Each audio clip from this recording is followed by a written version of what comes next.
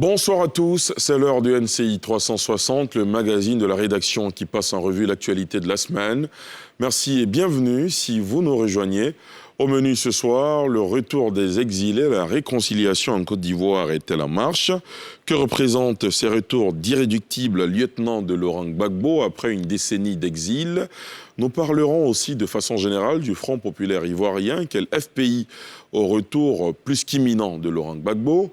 Impossible de passer en revue l'actualité sans parler des difficultés actuelles liées à la fourniture de l'électricité. Voilà pour le sommaire de ce 360 et pour en parler, je reçois pour vous, chez vous, Augustin Couillot, il est rédacteur en chef du journal Notre Voix. Aristide Nkenda, journaliste éditorialiste. Ambroise Tiettier, journaliste analyste politique. Série Débailly Sylvain, journaliste à Connexion Ivoirienne.net. Élisée Bolugbo, journaliste éditorialiste. Enfin, Arthur Banga, historien analyste politique. Bonsoir à vous, chers invités. Merci d'avoir accepté notre invitation. Bonsoir Ali. Bonsoir Ali. Bonsoir. Alors, comme annoncé, plusieurs exilés, dont Damana Pikas, Justin Koné-Katina, rentrés à Abidjan la semaine dernière, ont été cette semaine reçus par le ministre de la Réconciliation nationale, Kwadwo Konan-Bertin, et ses hôtes ont parlé évidemment de réconciliation et du retour sécurisé du président Laurent Gbagbo. Le point de Pierre Dipomelin et Tanguy Kona, et on en parle juste après. C'est une délégation de 4 dignitaires de l'ancien régime de Laurent Gbagbo, fraîchement rentrés d'exil après 10 ans au Ghana. Justin Koné-Katina, Jeannette Koudou, Damana Adja et Veyi Tokpa. Ils sont venus présenter leur civilité au ministre de la Réconciliation nationale, Kwadwo Konan-Bertin, mais aussi prendre toute leur place dans le processus de réconciliation qui accourt dans le pays. Il était de notre devoir de venir traduire, d'abord nous présenter aux autorités, au gouvernement, au chef de l'État, à son gouvernement, à travers le ministre de la Réconciliation nationale, qui est notre ami, notre frère, exprimer notre reconnaissance au gouvernement, qui a facilité ce retour. Il était bon que le monde entier sache que nous avons un devoir de gratitude, que nous sommes venus exprimer ce devoir de gratitude. Il est temps que nous puissions nous asseoir et parler, réfléchir pour la cohésion sociale et avancer. Au nombre des questions évoquées, le retour de l'ex-président Laurent Gbagbo après son acquittement par la CPI. Le ministre de la Réconciliation a indiqué que c'était juste une question de temps. Au nom du gouvernement, je voulais donc leur dire bon retour au pays. Bon retour au Bercail. On a mieux que ce soit. Nous sommes tous heureux que vous soyez revenus. À commencer par le président de la République, qui lui-même a facilité tout ça. Et vous l'avez reconnu, heureusement. Vous savez, il y a beaucoup de sujets. La question de la sécurité du président Gbagbo, de son logement, de ceci et de cela.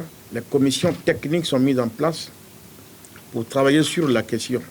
La date ne sera connue que quand nous aurons maîtrisé tous les contours.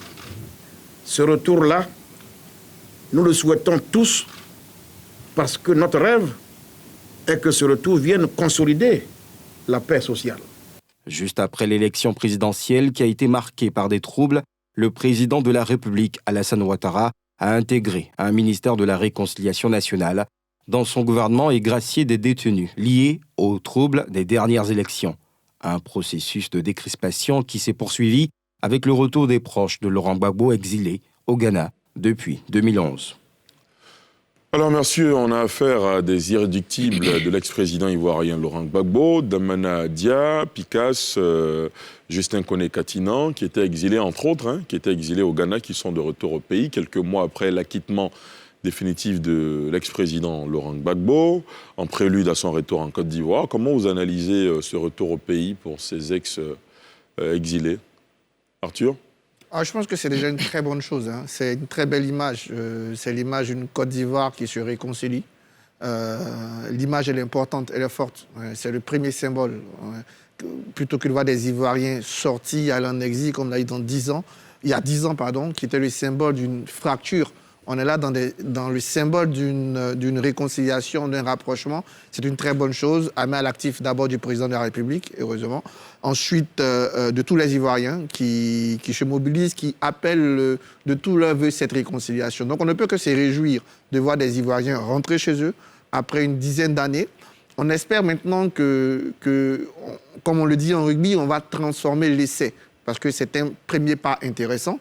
Mais le chantier de la réconciliation ne se limite pas qu'au retour des exilés. La cohésion sociale, d'ailleurs, l'objectif de cohésion sociale qui est beaucoup plus profond, parce qu'il faut intégrer certaines libertés, la tolérance, la maturité politique. On doit maintenant tous se mettre ensemble pour arriver à cette cohésion sociale. Je félicite le président de la République et le gouvernement pour cette initiative. Je félicite les exilés qui sont aussi revenus apparemment, par rapport au discours qu'on a entendu, dans un bel esprit, même si le lendemain, on a eu des choses un peu plus dures. Mais toujours est-il qu'on est dans le bon tempo.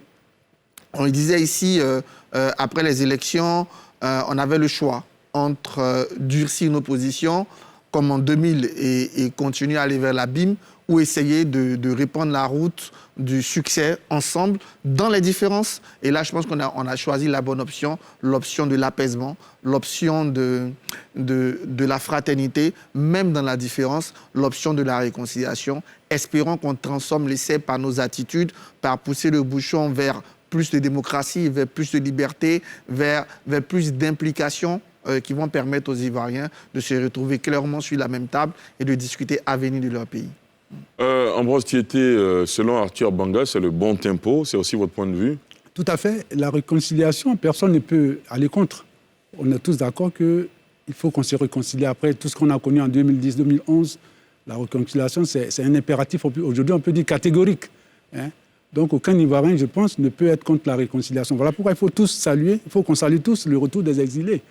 Il y en a encore, mais j'espère qu'avec les irréductibles qui sont venus, Monsieur le ministre Katina et Damena Picasse, dont on connaît le rôle dans la crise qui est survenue en 2010-2011, je crois que c'est une bonne inflexion qu'il faut saluer. Et cependant, il y a une seule condition, que ceux qui rentrent s'inscrivent dans une logique d'apaisement et de pardon. Et cela, il faut qu'ils le comprennent eux-mêmes, déjà que leur entrée, leur retour doit aller de pair avec le bon ton, avec les bonnes manières, avec beaucoup de bonnes manières, beaucoup de choses. Donc aujourd'hui, on doit tous saluer cela et dire bravo, surtout saluer les bonnes dispositions du président Ouattara, certains, alors qu'il avait dit que le président Gbagbo et le ministre Blé Goudé pouvaient rentrer et s'ils le souhaitaient, beaucoup avaient estimé que ça ne suffisait pas. Mais moi, je reviens encore pour dire que c'est une bonne chose qu'il ait dit. Il faut saluer cela. Il ne faut pas faire la fine bouche, dire qu'on n'a pas confiance et tout ça. Et je crois qu'il faut saisir la balle au bon, le prendre au mot et attendre la suite des événements. Donc voilà pourquoi je reviens encore là-dessus pour dire qu'il faut saluer vraiment le retour des exilés. Très bien. C'est une très bonne chose. Hein. On doit tous le saluer. Augustin Couillot? Moi, je dirais que c'est une bonne chose, comme les autres l'ont déjà dit. Nous avons, depuis 2011, milité pour que les Ivoiriens qui étaient partis reviennent. Et ceux qui viennent d'arriver, je ne dirais pas, comme vous, que ce sont des irréductibles, non. Je pense qu'ils attendaient certainement des assurances. Et maintenant, je pense qu'ils sont venus parce qu'ils sont convaincus que beaucoup de problèmes sont derrière nous. Quand vous dites assurance, vous faites allusion à quoi? Par exemple, qu'ils ne soient pas poursuivis en arrivant dans leur pays. Et donc, sur ça, et puis il y a la question du retour du président Laurent Gbagbo. Certains en avaient fait une condition de leur présence en Côte d'Ivoire. Donc, voilà les deux combinés. Je crois que c'est la raison principale, enfin, ce sont des raisons qui font qu'ils sont là aujourd'hui. J'aime bien le discours de Katina, on connaît Katina, parce que c'est des discours qui, par le passé, ont fortement contribué à diviser le FPI. C'est-à-dire voilà, ceux qui étaient rentrés par le passé, je parle de Gossio, qui était venu paix à son âme, et d'autres qui étaient venus plus tôt, quand ils venaient voir les autorités et qu'ils les remerciaient, ça présentait, ça donnait le sentiment des gens qui sont venus corrompus par le régime. Or, aujourd'hui, ce n'est plus perçu comme ça et c'est tant mieux. Aristide ? Oui, Ali, je ne vais pas revenir sur ce que les autres ont dit, c'est déjà une bonne chose, mais je voulais insister sur ce que Kone Katina a dit. Il faut s'asseoir, réfléchir pour repartir sur de bonnes bases. Et je crois qu'Arthur a dit tout à l'heure que il a apprécié ce que Kone Katina a dit, mais il a dit que surtout que le lendemain, il y a eu des propos un peu durs. Mais ce ne sont pas des propos durs, ce sont des propos graves et gravissimes. Il faut donc... Vous faites allusion à quel propos en particulier? Au propos d'Amana Pikas qu'on a vu sur les réseaux sociaux, où il tient un discours qu'on ne voudrait pas répéter ici, où il tient des thèmes qui sont dépassés, parce que ce sont des thèmes antérieurs. Mais je veux seulement faire remarquer que Damana Pikas revient 10 ans après, mais il est aussi victime de quelque chose, c'est le supplice de Procuste. Vous savez, Procuste, dans la mythologie grecque, c'était ce brigand qui, lorsqu'il attrapait une victime, il essayait de le forcer de le coucher sur son lit de fer. S'il était plus grand, il le mutilait pour qu'il soit la taille du lit. Et s'il était plus petit, il l'étirait pour qu'il soit la taille du lit. Et ça veut dire quoi en réalité? Ça veut dire qu'il regarde le monde comme il le regardait il y a longtemps, il veut que ce soit toujours comme ça. Donc il est revenu, il est peut-être sous le fait d'un choc. Alors il tient des propos qu'on tenait avant, qu'on ne doit plus tenir aujourd'hui. Donc il faut lui dire, tu es revenu cher frère, mais il faut savoir que le monde a évolué, parce que même dans l'analyse politique, il y a ce qu'on appelle la diachronie, l'évolution dans le temps. Et aujourd'hui, nous sommes dans une autre disposition, c'est la réconciliation. Et il faut aussi que le président aille plus loin, en faisant en sorte que ces enfants qui reviennent, même si, et d'ailleurs, je crois que c'est pour ça qu'il a été convoqué, sur instruction du ministre, il a été reçu par le patron de la police, mais vous avez vu la démarche. Cette démarche, elle est importante, elle est didactique, parce que justement, on ne sait pas comment il a vécu là-bas, ça a été peut-être difficile pour lui, et ce sont nos enfants qui reviennent. C'est vrai que sur les réseaux sociaux, ça a choqué beaucoup de gens, mais nous sommes là pour lui dire, ne fais plus ça, et je crois qu'il s'est excusé, mais surtout, que ça ne se reproduise plus, parce que la Côte d'Ivoire d'aujourd'hui ne veut plus plonger dans ces dérives. Et les propos qu'il a tenus sont extrêmement graves. Je crois qu'il s'est excusé et il ne faut plus que ça se répète. Sylvain? Oui, ce que je voudrais dire à la suite de mes confrères, c'est qu'ils l'ont déjà dit, ce retour est une bonne chose. Je le répète aussi, mais c'est surtout qu'il faut dire que ce n'est pas peut-être la première fois que des opposants exilés reviennent au pays. Je crois que la première vague, c'était déjà en 2012. La crise est intervenue en 2011. Les premiers sont revenus en 2012. En 2013, il y a eu des exilés qui sont revenus. Ça a continué. Mais ce retour de Pikas et de Kone Katina a quand même valeur de symbole. À valeur de symbole, en ce sens que nous avons tous suivi ici ce que M. Katina a subi, lui, au Ghana. Il était, en tout cas, l'exilé le plus traqué entre le Ghana et l'Afrique du Sud. On a vu un peu, comme à un moment donné, je crois, ça devait être en 2012 et 2014, comment certains s'étaient réjouis ici de ce que comment on appelle, Kone Katina a été intercepté et que son rapatriement était imminent, etc. Mais bon, finalement, cela s'est avéré faux par la suite. Donc, son retour à valeur des symboles, c'est le symbole de l'apaisement, le symbole d'un retour à la normale, parce que vers la fin, il faut normaliser les relations politiques entre le pouvoir et l'opposition. Mais ce que je voudrais surtout relever, c'est quand même cette...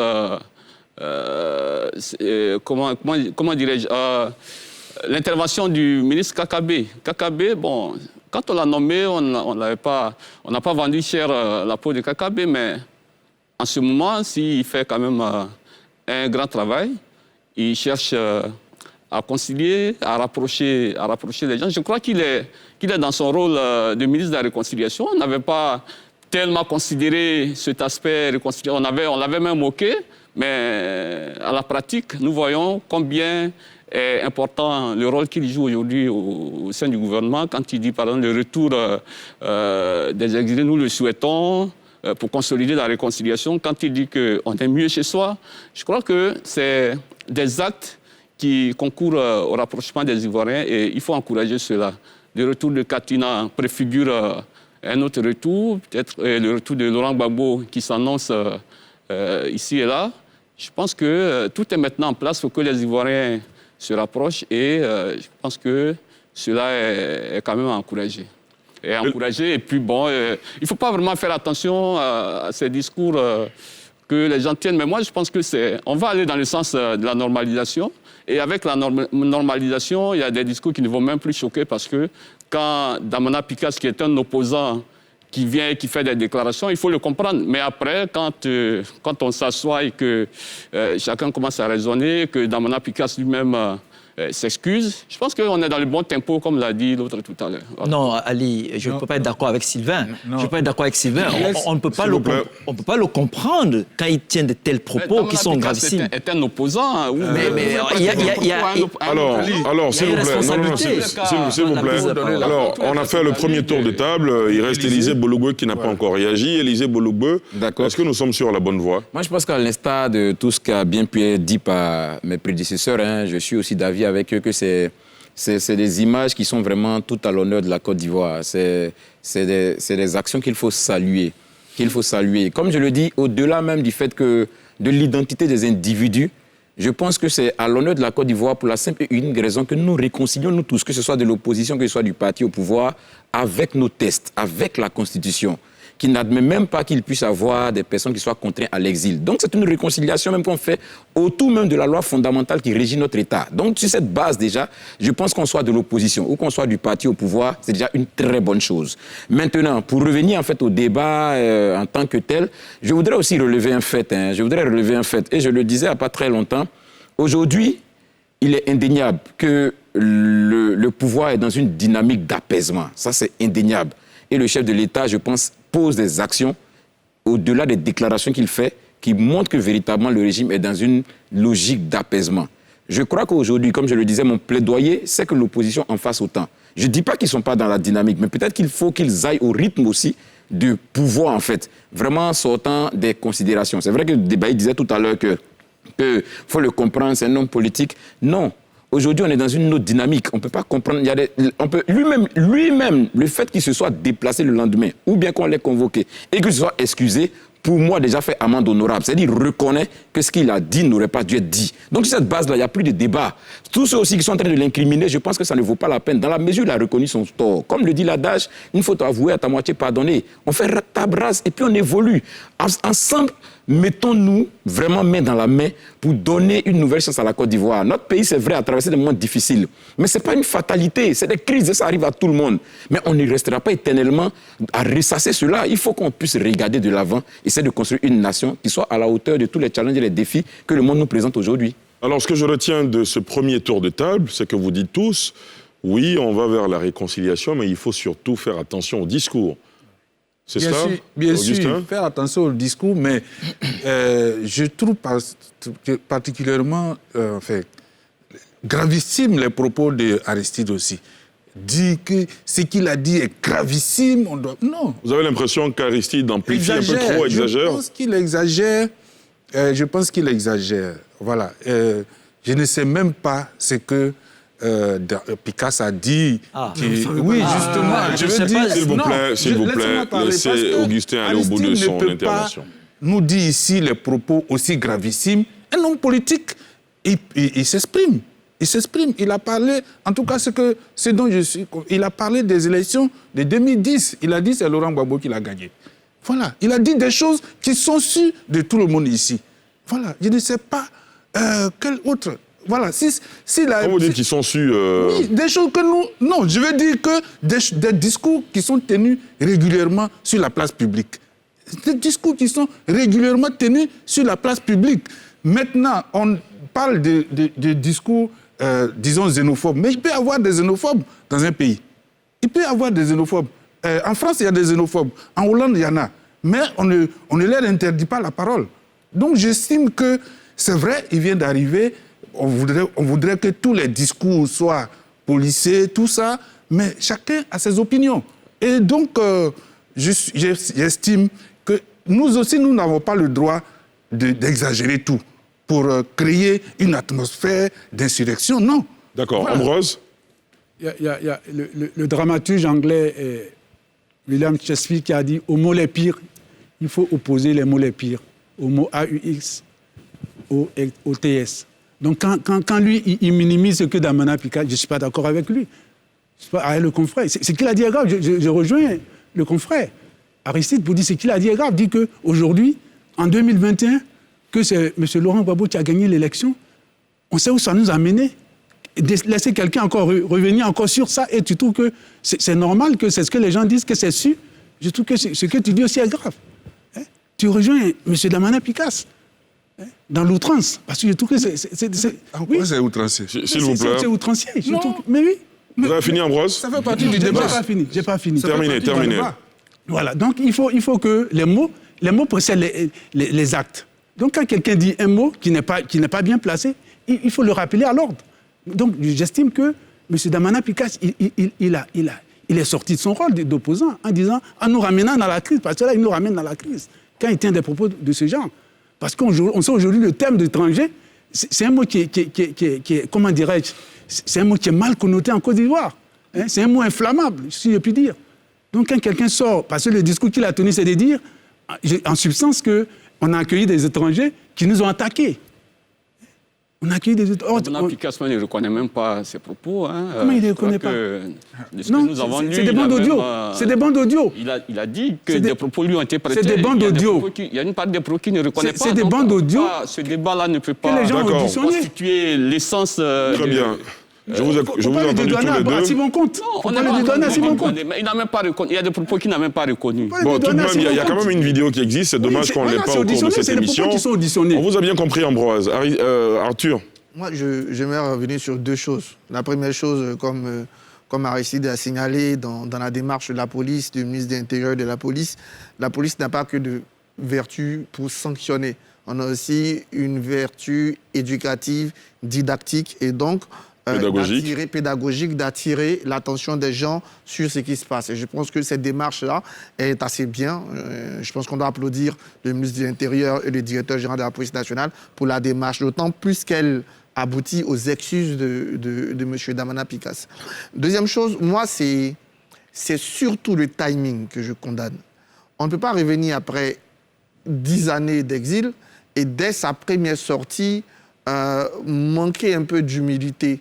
Voilà, manquer un peu. La tendance doit être à la réconciliation, à mon avis. Qui tiennent ses propos, certains de ses propos. Je n'ai pas entendu les propos sur la question des étrangers, mais tel que transcrit, c'est grave s'il les a dit. En revanche, ses propos sur... je ne pense pas que Laurent Gbagbo ait gagné les élections, mais ça, c'est des propos qu'on va entendre toute notre vie. En Côte d'Ivoire, il y a des gens qui ont l'intime conviction que Laurent Gbagbo a gagné les élections de 2010. Moi, je n'ai pas cette conviction. Pour moi, il les a perdus. Ça, c'est ma conviction. Il y a certains qui pensent qu'il les a gagnés. Vous n'allez pas leur retirer ça de la bouche. Et ce n'est pas en cassant le thermomètre qu'on fait baisser la température. Il faut vous dire, dans notre démarche, que certains vont toujours répéter ça en Côte d'Ivoire, puisque c'est rentré dans leur mémoire.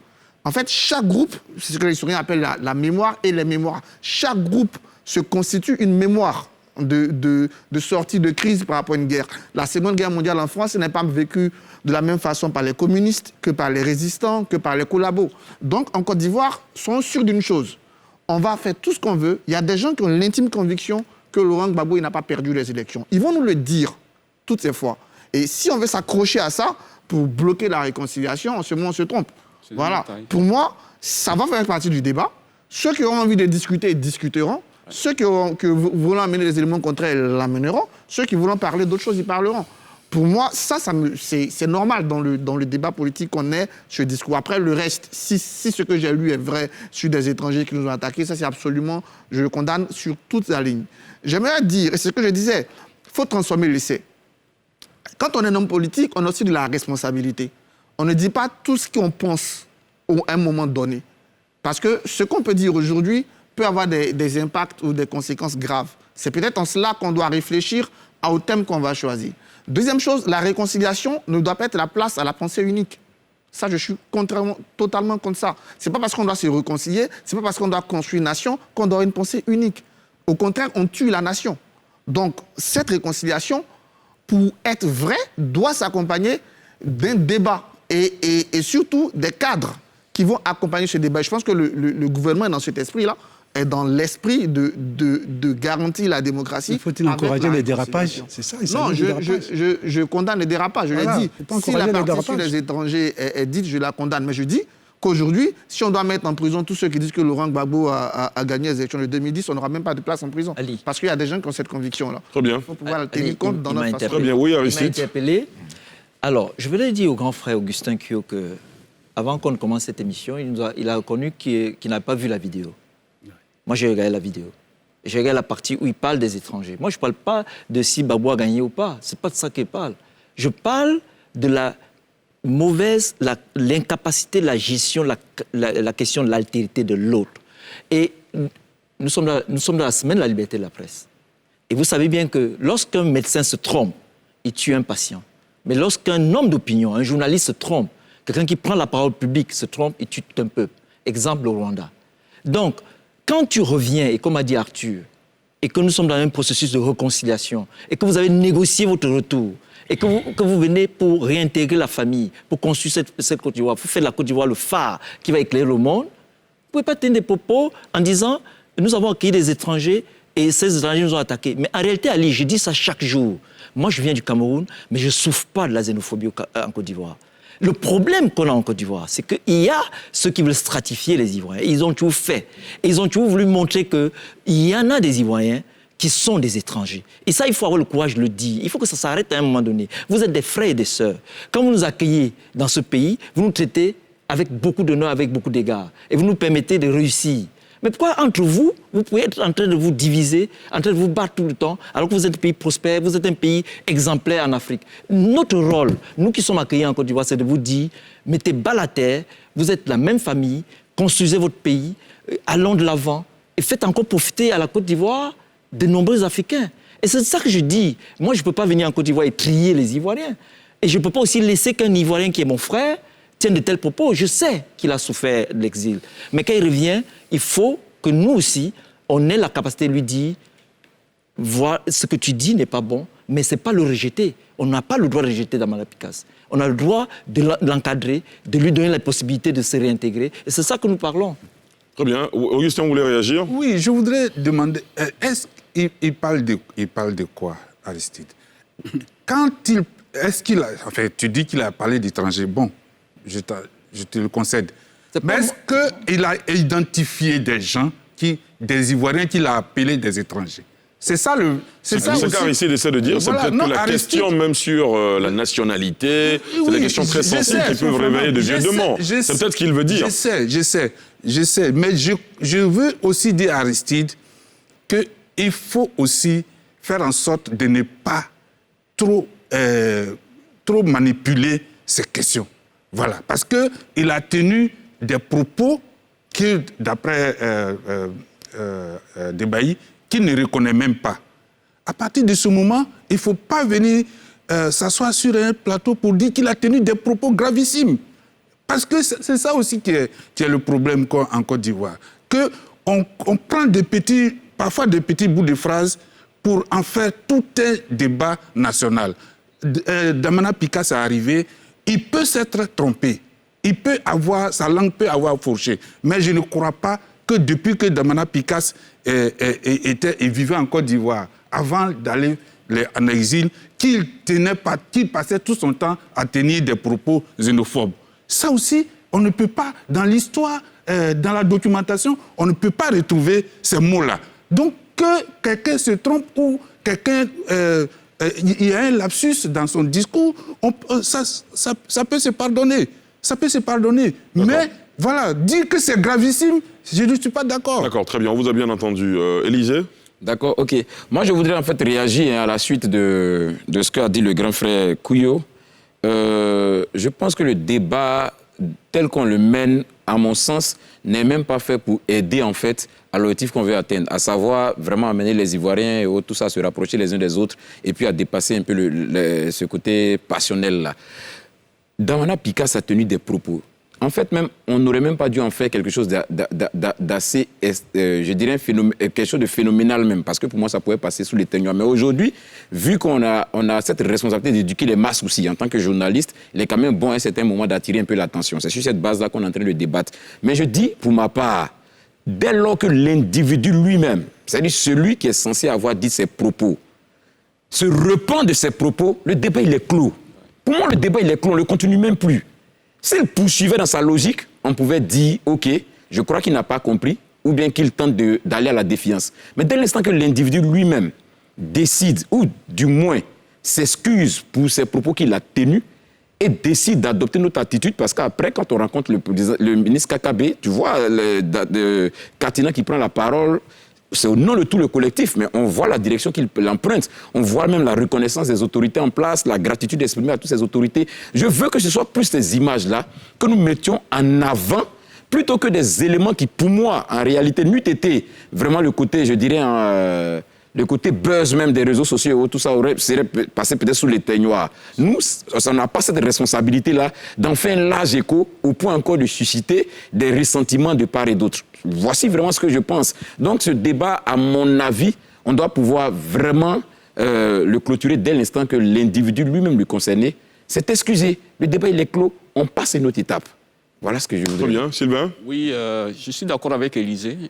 Et en même temps, je dis qu'il faut sortir de certains complexes qui nous ont amenés,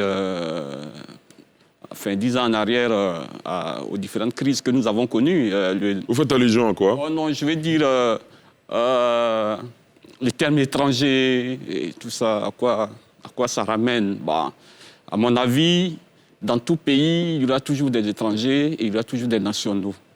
Donc, faire de la question des étrangers une question qui fâche, je pense que c'est des choses qu'il faut dépasser. C'est pour ça que je suis d'accord avec Arthur quand il dit que dans cette histoire-là, chacun aura sa façon à lui de raconter l'histoire, notre histoire commune, qu'on soit du côté, quand on est du côté de l'opposition, mais du côté du parti au pouvoir, on n'aura pas la même façon de rendre cette histoire-là. Mais dans tous les cas, je pense que nous sommes tous des Ivoiriens, nous avons un destin commun. Si nous réalisons cela, l'essentiel, c'est de voir de l'avant. Et je réitère encore le propos d'Élisée qui a dit que dès lors que Damana Picasse s'est excusé, ce n'est vraiment plus là l'essentiel du débat. L'essentiel du débat est ailleurs. C'est-à-dire comment on fait pour regarder désormais dans la bonne direction. Et je crois que depuis lors, son discours a changé parce qu'après, il est allé à Nyama où il a tenu un bon discours appelant à la réconciliation des Ivoiriens. Voilà. C'est ce que nous voulons. C'est ce que nous voulons. Et je ne pense pas que Damana Picasse soit un homme incorrigible parce qu'il a été quand même... c'est quand même un leader au sein de son parti, un leader de jeunesse. Et aujourd'hui, il est vice-président de son parti. Je crois qu'il est conscient de ses responsabilités. Et je pense qu'il sait, il saura comment dire les choses pour qu'on ne jette plus de l'huile sur le feu. Très bien. Qu'il faut regarder vraiment de Très bien. Alors, à vous entendre, messieurs, on réalise bien, pas seulement vous, hein, à entendre beaucoup d'observateurs et la vie en Côte d'Ivoire en l'observant depuis plusieurs années, depuis quelques décennies maintenant, on réalise bien que la question de la nationalité doit faire débat, continue d'animer l'actualité. Est-ce qu'il ne faut pas justement poser les choses sur la table et faire ce débat dans toutes les profondeurs qu'il faut afin de lever tout ce qu'il y a eu comme contentieux par le passé, parce que ça peut susciter aussi des interprétations qui n'arrangent pas certains qu'ils soient dans une telle position. Arthur, c'est un débat qui sera perpétuel. Bien sûr. C'est un débat qui, même si on finit, les règles qu'on va arrêter aujourd'hui, elles ne seront pas les mêmes règles dans 10 ans. Regardez, aujourd'hui, on peut avoir une démarche qui est différente. Je prends un exemple. Un pays en pleine croissance, qui a besoin de main-d'œuvre, n'a pas la même politique d'immigration qu'un pays en crise. Donc la position des Ivoiriens, ou même qu'on aura dans le débat politique sur les étrangers, dans des phases de croissance, ne sera pas la même que dans des phases de crise. La construction de l'intégration africaine, elle va nous ramener à la question des étrangers. Parce qu'aujourd'hui, la CEDEAO parle de citoyens de la CEDEAO. Un citoyen, c'est dire quoi? Il faut trouver une façon pour qu'on ait une citoyenneté ouest-africaine, pour que tous les ouest-africains puissent s'exprimer. Moi, par exemple, je suis pour ce que les étrangers participent aux élections locales. Voilà, ça c'est mon exemple. Mais c'est une question qui va avec la question de l'État. On doit se décomplexer. Pour se décomplexer, il y a deux choses. Il faut déjà éviter d'assimiler, d'avoir certains écarts quand on parle de cette question des étrangers. Cette question Vous faites allusion à quoi? Certains écarts, on ne va pas revenir sur les propos de Picasso, comme de dire qu'ils nous ont attaqués, on est sur ça c'est vilain. Mais sur la question des étrangers, on peut se poser la question de, aujourd'hui, par exemple, est-ce que la nationalité ivoirienne doit être ouverte à un certain degré? Ou quelle est la politique d'immigration? La politique d'immigration, on peut se poser la question de quelle est la place qu'on donne aux étrangers dans notre développement. Mais justement, est-ce que vous avez l'impression que les acteurs politiques censés se prononcer, par exemple, sur la politique d'immigration, le font sans forcément utiliser des termes à rélan politique? On a eu un gros problème en Côte d'Ivoire. C'est que cette question des étrangers, et je vous invite à lire un article d'un ami qui s'appelle Laurent Aswanga, qui a fait une thèse sur la question des étrangers dans le processus politique en Côte d'Ivoire.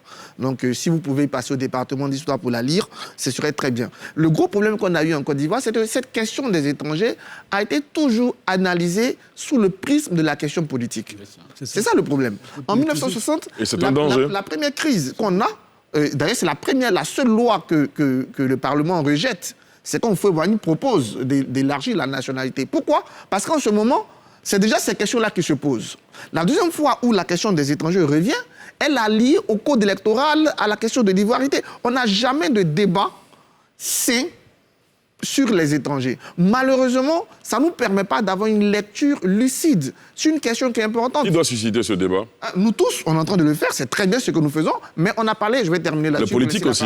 On a parlé de la pauvreté du débat politique en Côte d'Ivoire. Et ça fait partie de cette pauvreté du débat politique. Parce qu'on n'analyse jamais les questions comme on doit les analyser. On est toujours sur des prismes particuliers, partisans, biaisés. C'est essentiel de parler des étrangers, de leur intégration, de leur assimilation, de leur place dans notre nation. Encore que notre nation se construit aussi grâce à eux. Donc, c'est toute une place et je pense qu'il y a de la lecture, il y a des livres, des réflexions assez posées sur cette question. Je ne veux pas monopoliser la parole là-dessus. Bien sûr. Élisée? Ok. Moi, je pense que la question de la nationalité est une question délicate, alors qu'en réalité, elle ne devrait pas. Mais vu que, comme le disait Arthur, la question aujourd'hui est vue, dès qu'elle est évoquée, sous le prisme politique, parce que c'est les politiques, ça, on n'a pas besoin d'avoir la langue de bois qui ont exacerbé la question de la nationalité. C'est les politiques qui l'ont exacerbé, ce n'est pas les citoyens. Et ils ont réussi pour la simple et unique raison qu'ils ont en face d'une masse manipulable. C'est une réalité. La masse, en grande partie, n'est pas éduquée. Donc, elle est plutôt accrochée à ces hommes politiques-là, à leurs propos qui sont pour eux comme des paroles d'évangile. Donc, quand un politicien d'une certaine envergure, d'une certaine carrure, tient des propos qui sont pris comme des paroles d'évangile par ses militants, mais bien évidemment, on assiste à tout ce qu'on est en train d'assister. Pour la question de la nationalité, c'est un débat qui va être fait. Moi, je le dis honnêtement. Mais comme je le dis toujours... Qui mérite d'être fait. Qui mérite d'être fait. Mais comme je le dis toujours, un débat n'a d'opportunité qu'au regard de la pertinence du moment dans lequel le débat est en train d'être fait. Aujourd'hui, nous sommes en train de tenter de remonter la pente après une situation qui a été difficile. Et parmi les causes, il y a la nationalité. Je pense que la première chose qu'il faut faire, si on veut vraiment régler la situation dans un premier temps, c'est de regarder le timing. Aujourd'hui, je pense qu'il est important d'avancer plutôt des propos qui vont dans le sens de la cohésion. Les uns et les autres, on va penser les plaies, on va les asseoir, de sorte que vraiment tout le monde soit dans une certaine sérénité et on aborde les questions qui jadis avaient fâché. Parce que là, on pense maintenant qu'on a un environnement propice, un environnement qui s'y est. C'est comme quelqu'un qui est en train de faire une réunion de famille. Et puis un incendie éclate. Mais vous n'allez pas déplacer la réunion de famille dehors et puis la maison est en train de brûler. La première chose que vous allez vouloir faire, c'est d'éteindre l'incendie déjà, parce que la réunion, on peut la faire à tout moment. Mais la plus importante des choses, c'est de préserver ce patrimoine qu'on a en commun, qui est la maison. Donc aujourd'hui, ce qui est essentiel pour moi, ça je le dis honnêtement, c'est pas que ce ne soit pas des débats, c'est des débats capitaux, des débats importants. Mais le niveau ou l'environnement, pour moi, aujourd'hui, ne nous permettrait pas d'avoir des débats sains, d'avoir des débats sereins, parce que déjà les uns et les autres sont sous influence d'une manipulation politique. Aristide ? Ali, pour une fois, je ne vais pas être d'accord avec Élisée, parce qu'il dit de passer peut-être sous silence certains aspects, parce que ça risque d'envenimer la situation. Ali, on fait acte de leadership lorsqu'on ne fuit pas, lorsqu'on ne lutte pas, lorsqu'on ne va pas à l'inhibition. Quand vous avez une situation difficile, il faut toujours réfléchir à trouver la solution. C'est quand vous avez la solution que vous en sortez. Le débat sur la nationalité, il faut le poser, ce débat. C'est quoi être national de ce pays? On explique et on explique aux masses. Ali, quand je pose le problème de la difficulté, de la dissonance cognitive que renvoient les propos d'un leader politique, c'est parce que dans ce pays, à une époque, on a stratifié les Ivoiriens. Parce qu'on avait dit qu'il y avait des Ivoiriens de circonstances. Et quand on commence à dire qu'il y a des Ivoiriens de circonstances, ça veut dire qu'on pense qu'il y a de vrais et de faux Ivoiriens. C'est ça le vrai problème. C'est ça le problème qu'il faut débattre. Ce n'est pas une question de nationalité. On sait comment on est national de ce pays. On est national de ce pays si on est Ivoirien ou bien on acquiert la nationalité par le mariage, par l'adoption, ainsi de suite. Ça, ce n'est pas le véritable problème. Mais le véritable problème, c'est lorsque, et je l'ai déjà dit, tu n'étais pas d'accord avec moi, les travaux de Charles Darwin le montrent dans l'évolution de l'homme. Et ça a été repris par le père de la géopolitique allemande, qui est Ratzel, où il dit le chien et le loup sont de races différentes, mais tant que personne ne dit que l'un est supérieur à l'autre, il n'y a pas de problème. Ils évoluent dans la société correctement. Donc le problème de la nationalité ici n'est pas un problème inextricable, n'est pas un problème qu'on ne peut pas surmonter. C'est simplement que du moment où il y en a qui pensent qu'ils sont plus que les autres, à partir du moment où ça pose un problème. Mais Aristide... Oui, rapidement. Oui, mais Aristide, comme tu le dis, quand tu veux régler un problème, il y a des préalables. Il y a des préalables. Quand déjà tu veux régler un problème avec des gens qui restent figés sur une position et qui jusque-là n'ont pas encore admis la nécessité de faire évoluer leur position, tu ne résous pas le problème. Au contraire, tu l'envenimes et tu l'exacerbes. C'est là que je veux en venir en fait. Donc il est question dans un premier temps de créer une certaine atmosphère, un environnement de sérénité qui permet d'aborder un certain nombre de questions qui jadis, comme je le dis, fâchaient. Mais tant qu'on n'a pas encore ces ingrédients réunis, je pense qu'on ne serait pas en train de résoudre le problème, mais on serait en train de réveiller de vieux démons et ça risque même encore d'être pire que ce qui avait existé. Juste pour le rebondir très rapidement, Ali. Dans une république, la décision est descendante. C'est ce qu'on appelle le droit de veto. La décision, on ne peut pas fonctionner avec les desiderata de ceux qui ne sont pas d'accord et qui vont dans le mauvais sens. À partir de ce moment, la République, l'État prend ses responsabilités. C'est comme ça que ça se passe. C'est pas les décisions qui sont montantes sont les décisions d'information. Très bien. Dans une république, c'est le droit de veto. On vous a bien entendu. Ambroise n'a pas encore parlé depuis un moment. Je crois que la question des étrangers, il faut la dépolitiser. Parce que le problème, c'est ça. Les gens ont politisé la question. Il faut la dépolitiser, c'est tout. Comment on arrive à la dépolitiser?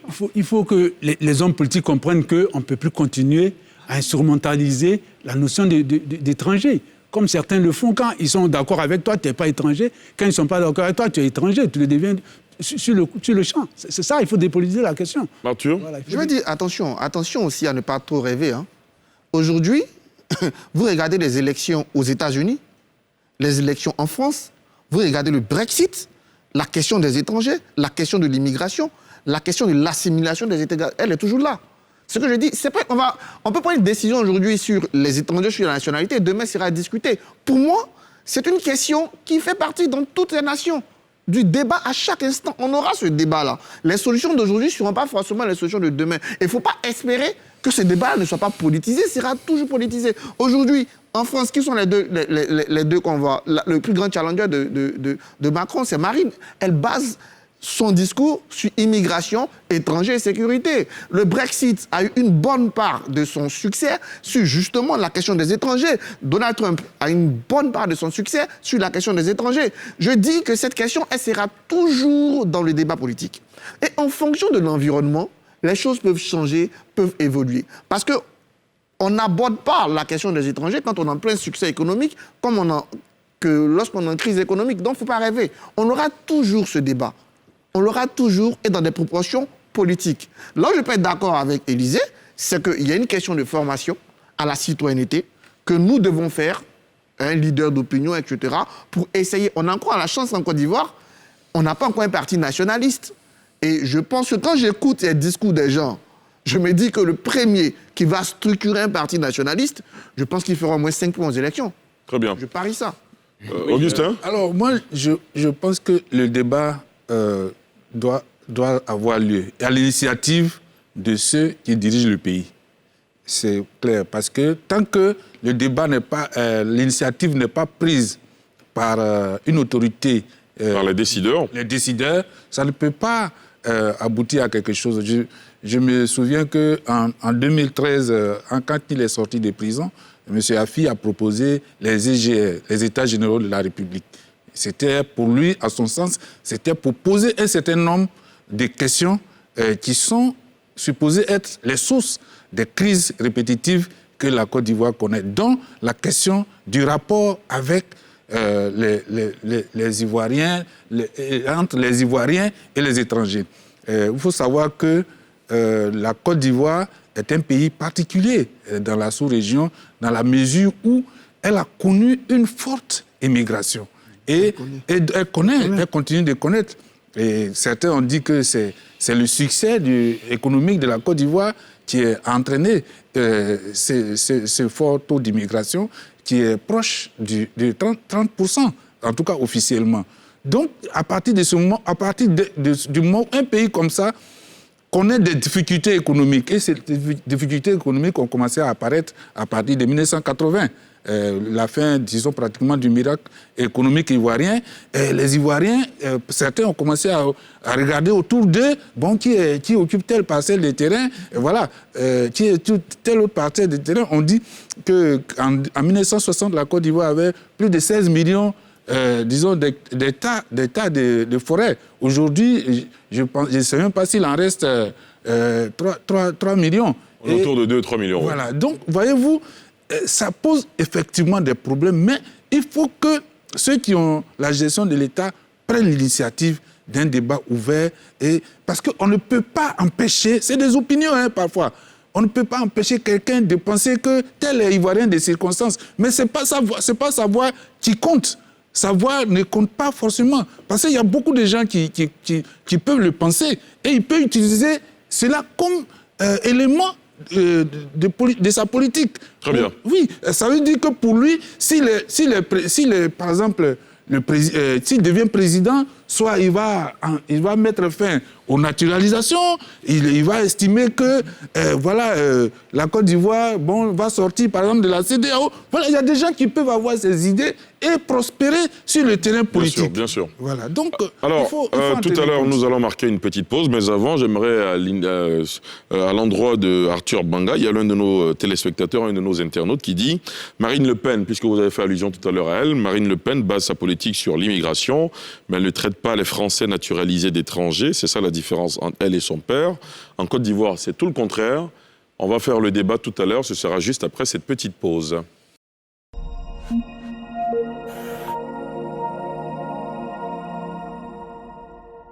De NCI 360 en direct ce soir, en plateau avec nous, Sylvain Debailly, Aristide Nkenda, Élisée Bologbe, Ambroise Tieté, Augustin Couillot et Arthur Banga. Tout à l'heure, nous parlions d'une question qui a été suscitée par l'une des interventions de Damanas Picasse. On a longuement fait le tour de la question.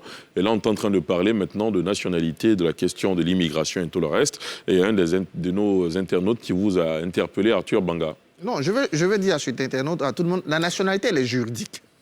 À partir du moment où un État m'octroie sa nationalité, c'est fini. Tu peux penser X, Y, ça ne m'enlève pas. Quand tu es naturalisé, tu es ivoirien. C'est fini. Et je ne pense pas qu'un seul homme politique ait remis ça en cause. Ce qu'on peut remettre en cause à la limite, c'est le processus de naturalisation. On peut dire qu'à partir d'aujourd'hui, c'est trop léger, c'est trop dur, etc. Mais une fois que tu es naturalisé, tu es ivoirien, tu es ivoirien. Voilà. Maintenant, certains peuvent penser ou analyser ce qu'ils veulent, peuvent se sentir, se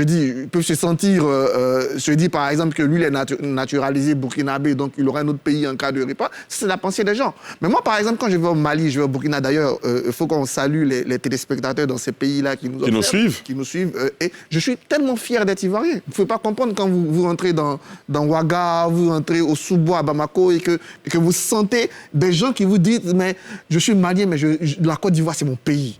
Ouais, donc, ce gars-là, il peut ne pas avoir la nationalité, il peut avoir un sentiment que certains ont baptisé d'ivoirité, mais qui n'est pas juridique. Voilà, il y a ça, mais la nationalité, c'est juridique. Une fois que je l'ai, c'est fini. On ne peut rien faire. Voilà, et donc ça ne touche pas au débat politique. Le débat politique sur cette question, ça peut être, par exemple, comment on naturalise, voilà. Mais une fois que tu es naturalisé, la question ne se pose même plus. Tu es ivoirien. Ali. Aristide ? Oui, Ali, et ça, je suis d'accord avec Arthur. Et c'est ça le nœud de ce débat. Moi, tu me dis que je suis étranger, tu ne m'as pas insulté. C'est ça le problème. L'étranger connaît sa place. Tu me dis que je suis étranger, c'est vrai, je suis étranger. Tu ne m'as pas insulté. Mais le problème, c'est que je le dis, et c'est ce qui est important, je le dis moi, je le dis en tant qu'observateur, je vis ici depuis des années, il ne faut justement pas qu'on revienne sur les vieux démons qui font qu'il y en a qui essaient de dire aux autres qui ne sont pas suffisamment ivoiriens. Et à partir de ce moment, vous créez des problèmes qui ne vous amènent pas loin. Il faut qu'on évite ça, qu'on crée un cadre. La nationalité, tu viens de l'expliquer, c'est une relation juridique entre un individu et un pays. Ça s'arrête là, on explique aux masses, comme a dit Élisée. Il faut former les masses, on le dit chaque jour, Arthur et moi. Il faut former les masses, expliquer aux gens qu'on est ivoirien, qu'on a la nationalité ivoirienne. Ça s'arrête là. Donc, il faut éviter que certains, qu'on crée des complexes aux gens en leur faisant croire qu'ils ne sont pas suffisamment ivoiriens. Ou bien même suffisamment camerounais, suffisamment maliens, suffisamment... Voilà, c'est là le véritable problème. À partir de ce moment, on passe à autre chose et on crée des conditions pour développer le pays. Sylvain ? Oui, je voudrais dire que sur cette question de la nationalité, le débat même n'a jamais eu lieu véritablement en Côte d'Ivoire. Quand bien même qu'on sait que c'est l'une des questions qui a troublé cette nation-là ces 10 dernières années. La question de la nationalité, qu'est-ce qu'on en fait? Pas seulement ces 10 dernières années. Hein. Depuis bien longtemps. Hein. Depuis au moins 3 décennies. Au moins 30 ans en arrière. Oui, c'est clair. Vous voyez, mais le débat n'a jamais été fait véritablement. Chaque fois, et c'est justement à l'occasion des élections qu'on devait faire ce débat. Mais les élections ont toujours été, ces débats ont toujours été occultés. C'est souvent les questions de cette année, en 2020, c'est la question du 3e mandat qui a plutôt pris le dessus. Ceux même qui étaient les candidats opposés, on n'a jamais vu, on les a jamais vus exposés sur la question de la nationalité. Ou encore de l'immigration. Finalement, ça devient une question, ça devient une plaie. Chaque fois qu'on la touche, ça éclabousse certaines personnes. Mais je me dis que c'est une question qui ne devrait pas complexer. Si elle était bien abordée. Ici, on en parle parce que Damana Picasse a essayé de toucher cette plaie-là. Mais je rappelle que quand Pulcherik Balé, une autre qui avait été condamnée pendant la contestation du 3e mandat, quand elle est sortie de prison, elle a dit pratiquement la même chose, mais dans un autre langage. Elle a même dit, déclaré que la question de l'immigration devait être traitée, devait faire partie des sujets que nos politiques devaient maintenant aborder. Mais je pense qu'à chaque fois qu'on va remettre cette question à plus tard, elle nous rattrapera toujours. Donc il faut quelque part trouver un moment pour poser sereinement cette question sur la table des discussions. Et j'ai foi que dans la phase de la réconciliation, dans la phase des discussions qui vont avoir lieu bientôt, cette question-là va être mise sur la table des discussions et puis trouver une solution définitive. Très bien. Alors, monsieur, en tout cas, NCI se propose de faire ces débats-là parce que ça touche la vie de la nation et on va les faire sur ces plateaux. Alors, on passe à un autre sujet. Bientôt est annoncé le retour du président Laurent Gbagbo. À son retour en Côte d'Ivoire, il sera face à quelle machine politique sa formation politique d'origine, le FPI, traverse des crises depuis un certain temps. Quel FPI sera en place quand le président Laurent Gbagbo sera de retour? C'est la prochaine question que nous abordons avant de parler d'électricité en fin d'émission. Augustin Couillot, vous voulez réagir? Bien sûr, je pense que le président Gbagbo retrouvera son parti, qui est le FPI. Aujourd'hui, c'est vrai, il y a beaucoup de crises, mais vous voyez, il y a quand même des signaux. Voilà, M. Léon-Emmanuel Monnet, qui a été nommé, je crois, par le président Laurent Gbagbo lui-même, pour être le président de la cellule opérationnelle de son retour, est allé voir le président Afi N'Guessan. Il l'a vu et il s'est présenté à lui et il l'a informé qu'il a été nommé. Et plus tard, il est repassé pour lui demander de désigner 2 personnes pour être membres de la cellule. Et Afi a désigné ces 2 personnes, Nadia Batebe et Kwakoukra. Mais à côté de cela, la question a été posée à M. Léon Monnet dans une interview qui est passée sur un journal en ligne, et il a dit la question de l'unité du Front populaire ivoirien. Il a dit la division au sein du Front populaire ivoirien procède de l'absence du président Laurent Gbagbo. Et que dès que le président Gbagbo rentrera, cette division prendra fin. Parce que pour lui, selon lui, le président Gbagbo va réunir autour de lui tout son monde pour reconstituer son parti. Donc moi, j'imagine, je pense qu'avec les actes qui sont posés maintenant, tout ça va prendre bientôt fin, j'espère bien. Bon, c'est vrai, en politique, on ne dit jamais, on n'est pas sûr à 100% de certaines choses, mais je pense que M. Afi lui-même n'est pas dans une disposition d'esprit de défiance, parce qu'il reconnaît, il continue de reconnaître le président Gbagbo comme son mentor. Donc, je pense que M. Gbagbo, ça ne viendra pas peut-être comme une baguette magique, mais je pense que très rapidement, il réunira effectivement son monde autour de lui. Arthur ? Je pense que Laurent Gbagbo est le ciment du FPI. Hein. Il y a le ciment, il y a le point commun. Je dirais même le ciment de toute sa gauche. Aujourd'hui, c'est clair que le FPI est dans un état, le pire état depuis sa création. Mais c'est du fait de l'absence de Laurent Gbagbo. Et je pense aussi du fait que dans son absence, il a essayé de réorienter le parti en club de soutien à Laurent Gbagbo qui devait préparer la lutte en prison, qui devait préparer son retour. Je pense qu'aujourd'hui, à partir du moment où il a gagné le procès, à partir du moment où le retour se profile à l'horizon, il va redonner au parti son sens premier. C'est le FPI qu'on a connu jusqu'en 2010, c'est-à-dire un parti qui, même dans l'opposition, était une force de proposition, était une force de mobilisation. Donc, le challenge est là. Pour moi, la première chose, l'unité autour de Laurent Gbagbo, pour moi, c'est quasiment naturel. C'est le leader. Et à partir du moment où il viendra, on pourra avoir quelques... Je me demande comment ça sera. On pourra avoir quelques péripéties, mais globalement, c'est le ciment, c'est le fondateur et tout va se passer autour de lui. Après, le challenge, il reste gros après. S'il faut penser reconquête du pouvoir, il va devoir tout de suite se mettre au travail parce qu'il a laissé un parti qui n'a pas eu de vie politique pendant pratiquement une décennie, qui a été absent du terrain de la proposition et même de la mobilisation pendant une décennie, parce que justement, toutes les forces du parti étaient consacrées à la lutte pour Laurent Gbagbo. Je pense qu'il doit arriver dans un premier temps à remettre ce parti en masse, à faire des tournées, à remobiliser, parce qu'il n'y a que lui, aujourd'hui, il a agi de telle sorte qu'il n'y ait pas eu de challenger après lui.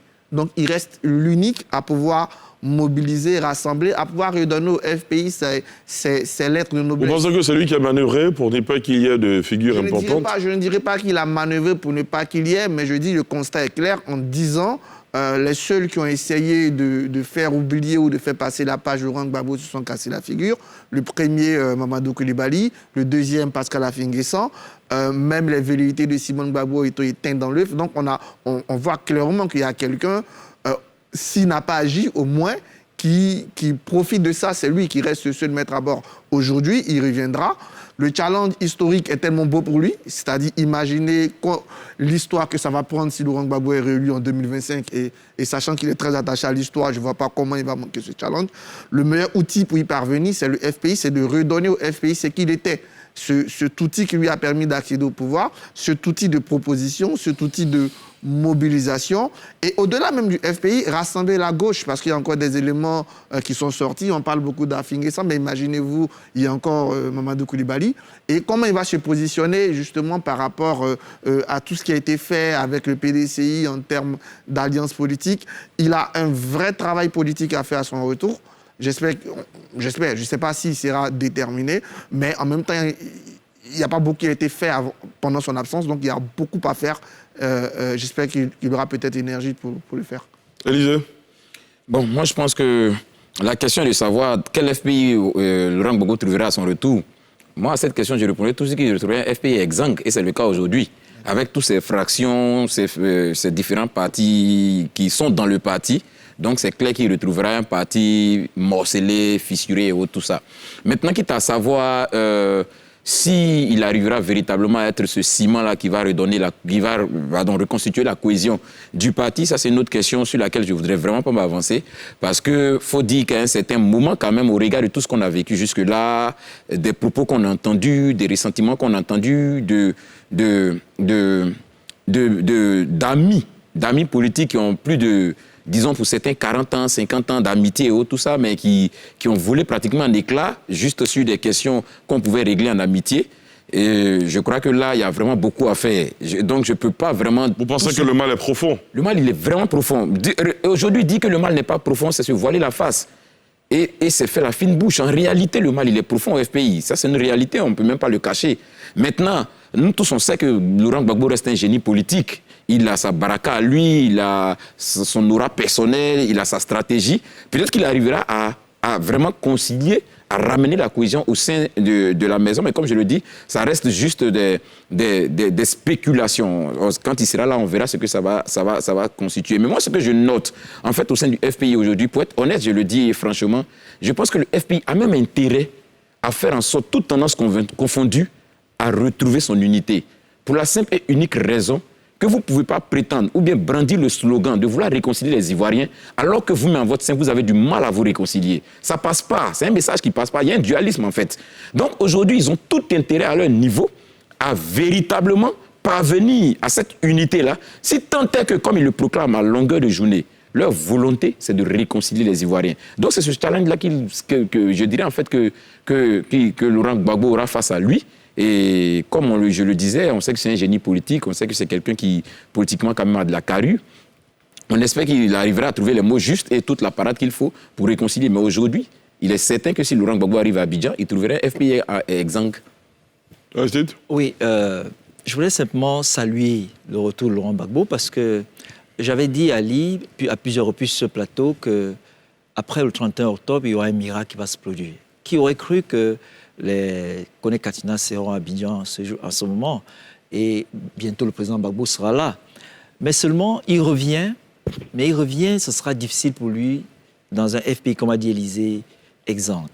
Mais ce qu'il doit faire, c'est surtout régler, s'arranger, même passer par les intermédiaires pour régler une question essentielle. Laquelle? La question de sa propre réconciliation avec Simone Gbagbo.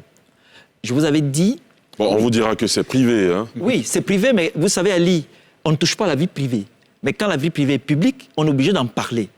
Parce que justement, c'est une difficulté pour lui. Je ne parle pas sur le plan sentimental, je parle sur le plan politique. Parce que Simone Gbagbo, c'est une femme politique, une grande femme politique. Il a rencontré Simone Gbagbo sur le champ politique. Et elle a des intentions. Et elle a essayé à plusieurs reprises, Élysée l'a dit, de reprendre l'appareil. Autre chose, il faudrait que Laurent Gbagbo s'arrange à se réconcilier avec Mamadou Coulibaly et qu'il fasse, comme a dit, je crois, Arthur... Vous n'avez pas l'impression que Mamadou Coulibaly a trouvé sa voie Oui, mais rien n'est impossible. Hein, on peut reconstituer des partis. Et surtout, pourquoi je le dis, et je le disais, pourquoi? Pour le miracle. Parce que ça profiterait au président Alassane Ouattara. Parce que le président Alassane Ouattara, dans sa stratégie, veut en fait instaurer un climat, un univers démocratique où les gens pourront s'exprimer. Et le FPI est important dans ce schéma. Il faut que le FPI revienne prendre sa place. Et comme on sait, comme a dit Arthur, c'est une force de proposition. Vous avez vu, quand le FPI était dans l'opposition à l'époque, c'est un parti qui a produit des livres, qui a produit des journaux, ils ont édité beaucoup de choses, ils ont produit des idées. Et donc, c'est une machine politique qui va aider donc à instaurer donc, ce climat démocratique. Et ce sera tout à l'honneur du président qui a toujours voulu donc, proposer, offrir une Côte d'Ivoire démocratique. Sylvain? Oui, pour tenter de répondre à la question, quel FPI au retour de Laurent Gbagbo? À ce que mes confrères ont dit, je voudrais ajouter que cette question est d'autant plus importante que jusque-là, Laurent Gbagbo n'a rien dit. 10 ans qu'il est parti, sa seule parole publique, c'était sur TV5 à la veille de l'élection présidentielle. Il n'a donc... C'est un silence éloquent ou pesant? Ben, les deux. À la fois éloquent et pesant, parce que beaucoup de personnes parlent en son nom, beaucoup de personnes, à son absence, agissent en son nom, mais Laurent Gbagbo n'a encore rien dit. Et je pense qu'il réserve ses dires à son retour là, On dit que le FPI est un parti morcelé, mais je pense qu'il aura peut-être son petit secret, parce que il a toujours dit que c'est son instrument politique, et cet instrument politique lui est cher. Et il essaiera, à mon avis, de relever cet instrument politique-là, qui a quand même eu son pesant d'or ici en Côte d'Ivoire. C'est avec le FPI qu'on a entendu parler de l'intégration africaine. C'était des grandes propositions à l'époque. Donc il va peut-être faire revenir ce FPI qui a été une force de proposition, je crois que Arthur l'a dit tout à l'heure. Mais ma foi, c'est que ce ne sera plus le Laurent Gbagbo qui avait à l'époque 45 ans et qui a fait le tour de la Côte d'Ivoire. Vous faites allusion à l'âge qui est un peu avancé maintenant? Pour vendre ses idées. Donc là, il aura besoin de son monde autour de lui. Et je crois que ce sera là l'occasion de construire de rebâtir cette réconciliation au sein du FPI. Et je pense que cette réconciliation-là est possible parce qu'on est au bout d'un chemin. On est au bout d'un chemin où les uns et les autres auront expérimenté leur trajectoire. Certains ont pensé que Laurent Gbagbo n'étant pas là, il faut réorganiser le parti et prendre... Vous avez l'impression que certains ont voulu tourner la page Laurent Gbagbo très vite? Oui, ben, bon, moi je ne voudrais pas utiliser cette expression de tourner la page, quoique au sein du parti, certains l'aient dit clairement, mais je crois que c'est une question idéologique qui a opposé les camarades, comme on les appelle là-bas. Donc, quand Laurent Gbagbo sera là, je pense que la réconciliation va se faire à ce niveau-là. Chacun ayant pris son chemin, chacun fera son bilan et on verra. Mais je dirais aussi que ce n'est pas la première fois que ce parti est traversé par des zones de turbulence. Il y a eu le temps des Guéhi Valais, il y a eu le temps des Dombello, et chaque fois, c'est la ligne qui a suivi Laurent Gbagbo qui a toujours été majoritaire. Et c'est ce que nous voyons, c'est ce que nous avons vu après les élections, après 2020. C'est encore la ligne qui a supporté Laurent Gbagbo et qui est resté fidèle à Laurent Gbagbo, ce qu'on appelle les Gor, Gbagbouriens, qui ont triomphé d'une manière ou d'une autre. Donc, je pense que c'est des choses qui sont possibles et ce sera bénéfique à la politique ivoirienne que le FPI se retrouve, que le FPI se reconstitue.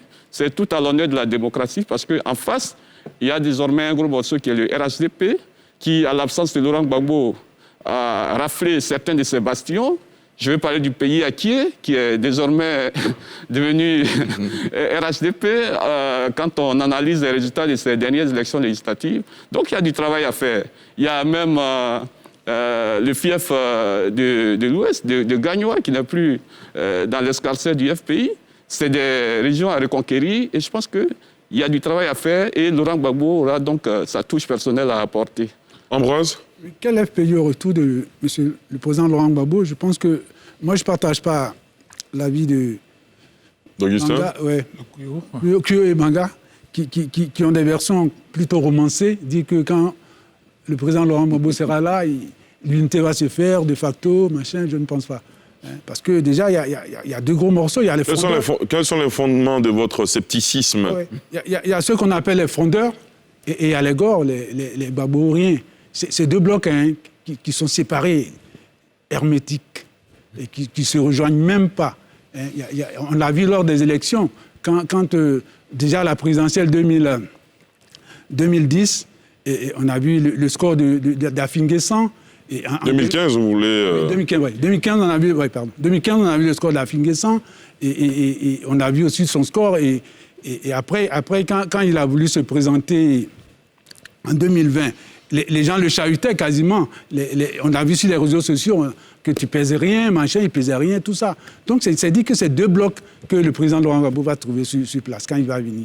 Donc, l'unité ne se fera pas de facto comme c'est lui on sait que c'est lui le ciment, mais là, il y a quelque chose qui est cassé au pays, il faut le reconnaître. Mais les deux blocs desquels il parle ne sont pas si antagonistes, puisque les deux parlent au nom de Laurent Gbagbo, disent agir au nom de Laurent Gbagbo. Donc, il y a quand même... Laisse-moi la parole. D'accord, on le laisse terminer, Ambroise. Laisse-moi la parole. Je dis, il y aura deux FPI au moins.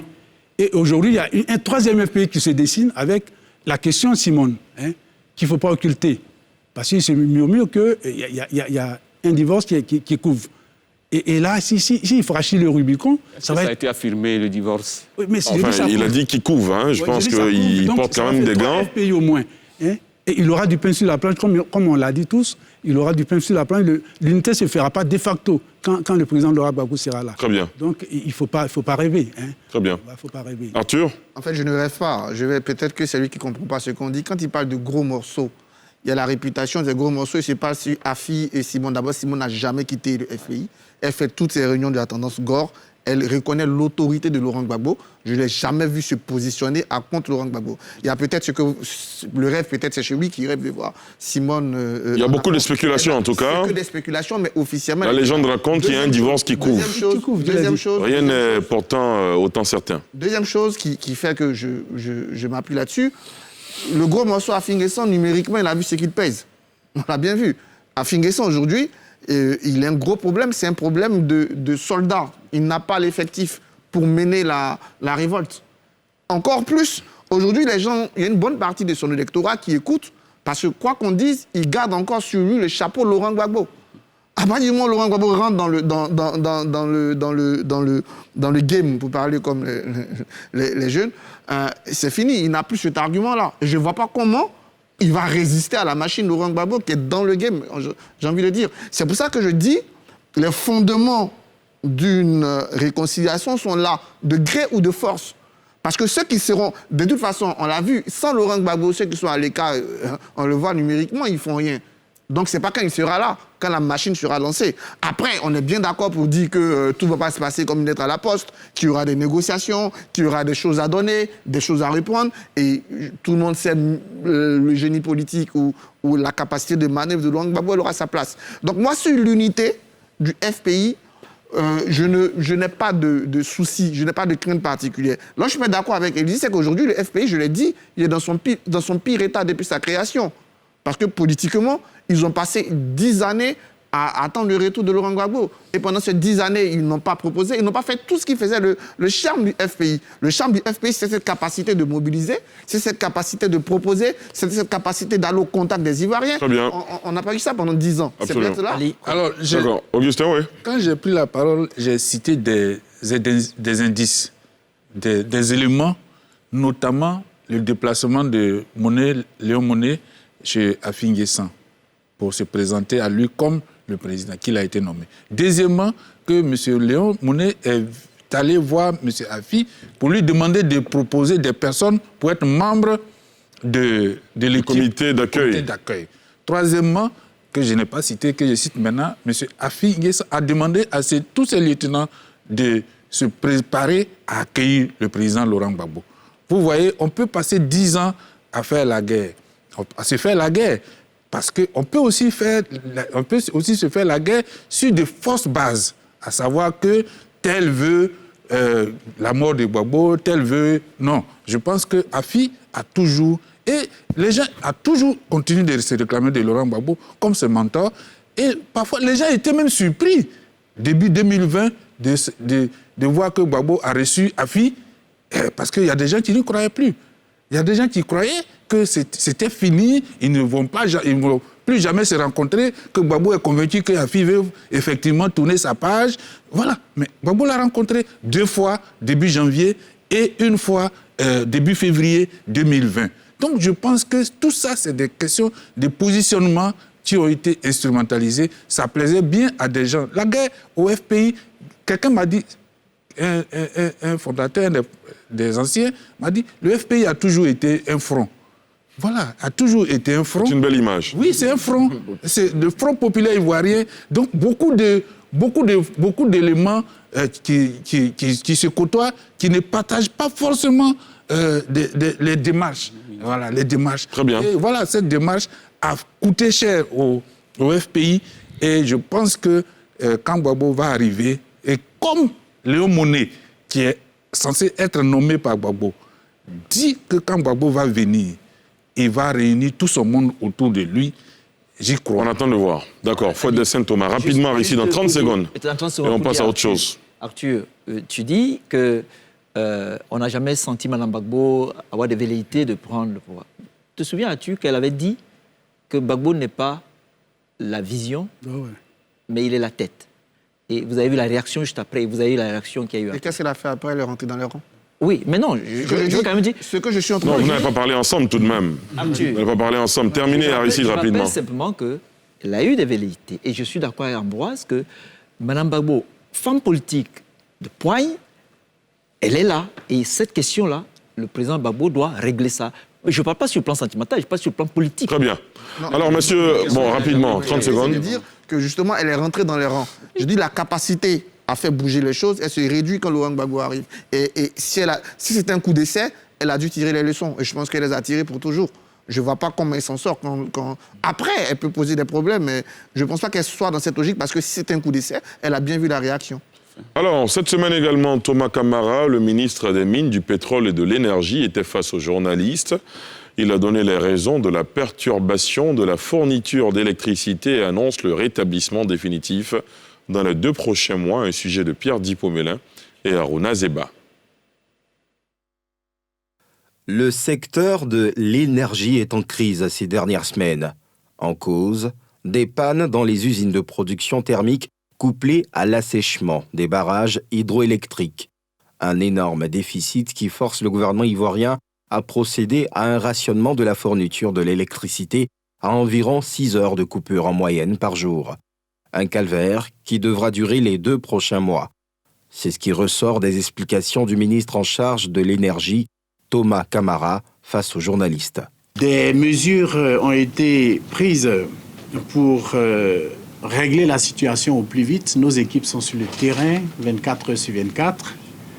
Nous avons donc dû, compte tenu de la limitation de la production hydraulique, nous avons dû donc faire fonctionner la production thermique au maximum de ses possibilités en convertissant certaines machines qui utilisaient le gaz naturel en les convertissant au combustible liquide HVO. Donc nous consommons en ce moment du HVO pour faire fonctionner la capacité de production thermique au maximum de ses possibilités. Mais la production hydraulique reste impactée, réduite par le niveau d'eau dans les barrages qui n'est pas encore suffisant, qui est faible. Nous avons pris un certain nombre de mesures en interne, notamment la demander à Agreco de produire davantage 8 MW de plus. Nous avons accéléré les travaux de construction d'une nouvelle centrale thermique qui va arriver, d'une nouvelle machine de production thermique qui va rentrer en production au mois de juillet, août. Nous accélérons donc ces travaux. Nous accélérons également les travaux de production de gaz naturel associés donc à cette machine qui produira l'énergie. L'État ivoirien a revu à la baisse sa fourniture d'électricité aux pays voisins, passant de 200 MW à 60 MW. En projet, une centrale électrique solaire à Boundiali pour renforcer la capacité de production d'électricité. Alors j'indique qu'on aurait aimé avoir des voix autorisées officielles pour nous parler de ces problèmes-là. On nous a fait une promesse de les avoir, ces voix-là, la semaine prochaine sur nos plateaux pour expliquer ce qui se passe. Mais nous avons un devoir d'en parler dans NCI 360 vu qu'on fait le point de l'actualité. Et comment ne pas parler de cette actualité, Arthur Banga? Oui, c'est dommage. C'est dommage qu'on se retrouve dans cette situation qui ramène à des mauvais souvenirs, surtout qu'on pensait avoir tourné la page. Au moins, on nous avait annoncé avoir tourné la page de ces délestages pour de bon. Mais moi, ça m'a posé 2 questions. La première question, c'est au niveau de certains flottements dans la communication des officiels. Je vais épargner le ministre parce qu'il vient d'arriver, mais peut-être les entreprises concernées. Elles nous ont parlé d'abord d'une panne. Ensuite, de la sécheresse de certains barrages. Depuis 2016, depuis 2017, les rapports de la Banque mondiale présentent les questions climatiques, de changement climatique, comme des grosses menaces sur notre économie. Donc, vu l'importance de l'énergie, je ne pense pas qu'ils doivent être surpris par cette sécheresse. Il faut quand même essayer d'anticiper. Moi, ça pose la question de l'anticipation. Voilà, et de la communication, parce qu'on nous a dit une panne, on progresse, et c'est ça. Deuxième chose qui pose, deuxième problème que je veux soulever rapidement, on parle beaucoup de la pauvreté de notre débat politique. Aujourd'hui, ça fait 2 semaines qu'on le vit. Il n'y a qu'avant-hier que le FPI Tendance Afin Guessant a fait une super analyse avec de super propositions. Les autres partis d'opposition les plus lourds, le FPI Tendance Grand, le PDCI, ne se sont pas encore prononcés sur cette question-là. Et ça, c'est grave dans une démocratie. Moi, je pense que pour que le gouvernement lui-même ait la pression, et pour être responsable envers les Ivoiriens, il faut que les partis d'opposition deviennent des forces de propositions. On aimerait savoir ce que ces partis politiques-là pensent, qu'ils aient l'occasion justement de nous montrer ce qu'ils allaient faire en termes de politique énergétique, qui allait nous permettre justement de voir la différence entre ce qu'ils proposent et ce que le gouvernement fait. Mais ça fait 2 semaines, on n'a pas entendu quelque chose là-dessus, à part une très belle analyse du FPIA Finguessan qui allait soumettre des choses. Ils nous ont fait comprendre que, par exemple, il y avait des pannes même au niveau du barrage bio. Moi, c'est en lisant la déclaration. Ils nous ont fait des propositions claires qui ont été reprises, par exemple, où avant eux, le patronat ivoirien, comme défiscaliser sur 3 mois tout ce qu'il y a comme production, comme aller de plus en plus vers des énergies renouvelables. Troisième chose, aujourd'hui, il faut que les Ivoiriens prennent conscience, dans notre engagement d'éducation à la masse, de l'importance des changements climatiques. Souvent, quand on attend la télé, on rigole, on pense qu'on est loin de ça. Non, aujourd'hui, c'est concret. L'année passée, déjà, c'était la zone de Boaké qui n'avait pas d'eau parce qu'il y avait de la sécheresse. Aujourd'hui, la sécheresse, le déboisement, les inondations sont concrètes. Donc, il faut qu'on agisse aussi en conséquence. Il faut qu'on prenne tous conscience que le climat est aujourd'hui quelque chose qui pèse dans notre monde. Il faut que tous les Ivoiriens aient un comportement citoyen face à l'énergie. Augustin ? Alors, moi, je voudrais faire un commentaire un peu politique. Ça me rappelle un peu... Vous nous ramenez à la politique. Oui, 2010, quand même, il y a eu des délestages. Le gouvernement avait expliqué qu'il y avait une turbine qui était en panne à Azito. Et le RDR de l'époque, que je peux appeler RHDP maintenant, il avait bondi, il avait parlé d'incompétence et qu'il faut que ce secteur soit géré par des gens compétents. Voilà des gens compétents qui sont arrivés au pouvoir. Et aujourd'hui, ils ont du mal à expliquer ce qui se passe. Je pense que il faut que les gens soient... On est dans un pays, il peut arriver des problèmes, notamment des sécheresses, ou encore des problèmes de mauvaise anticipation des questions telles que les questions de l'électricité. Mais il faut que les gens soient humbles. Et aujourd'hui, comme il y a 10 ans, ils ont manqué d'humilité, ça les rattrape aujourd'hui. Je pense qu'il faut que le ministre reconnaisse clairement qu'on est en plein délestage et que le gouvernement n'a pas anticipé et qu'il va se préparer désormais à le faire. On est en plein délestage. On utilise des jeux de mots, on parle de rationnement de l'électricité. Non. Nous, c'est le mot que nous connaissons en Côte d'Ivoire, c'est délestage, et il faut qu'ils le reconnaissent, on va avancer. Très bien. Ambroise ? C'est un problème pour tout le monde, hein, cette affaire de délestage. Il faut employer le mot comme je suis d'accord avec lui, c'est un délestage. En 90, on a connu ça, tous on a déploré ça. Aujourd'hui, des années plus tard, ça revient. C'est comme si on faisait marche arrière. On sait que la production ivoirienne est assurée essentiellement par 7 centrales hydroélectriques et 4 centrales thermiques. Et on sait aussi qu'il y a la baisse du niveau de l'eau dans les barrages qui est due à l'insuffisance de la pluviométrie et causée par les changements climatiques. Et aussi, il y a une offre de gaz qui est insuffisante. Tout ça, c'est des raisons qu'il faut évoquer. Donc, c'est des raisons qui ne tiennent pas compte, qui n'impactent pas la compétence de ceux qui sont... Il a relevé ça, que ceux qui sont à la base et à la tête de l'énergie sont incompétents. Non, ils ne sont pas incompétents. C'est des conséquences qu'on ne peut pas gérer parce que c'est dû au niveau de l'eau et à l'insuffisance de l'offre du gaz. Parce qu'il entre dedans dans l'énergie fossile qui est due au gaz et tout ça, ça fait qu'il n'y a pas suffisamment de... La production est impactée.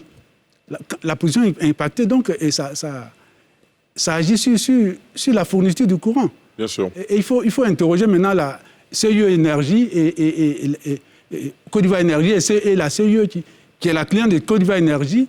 Et il faut qu'ils trouvent des solutions palliatives pour amoindrir... Je pense que les solutions sont en cours d'étude. Voilà, ils ont promis de passer sur nos plateaux la semaine prochaine les conséquences, pour apporter plus de précision. Et les délestages, quand ça survient, surtout dans les ménages, ça endommage beaucoup d'appareils. Bien sûr. Voilà. On en est tous victimes. Voilà. Et ça, la CIE ne remédie pas toujours à cette problématique. C'est une vraie problématique. Ça garde les appareils des gens. Et ça, il faut qu'on trouve une solution. Très bien. Voilà. Sylvain ? Oui,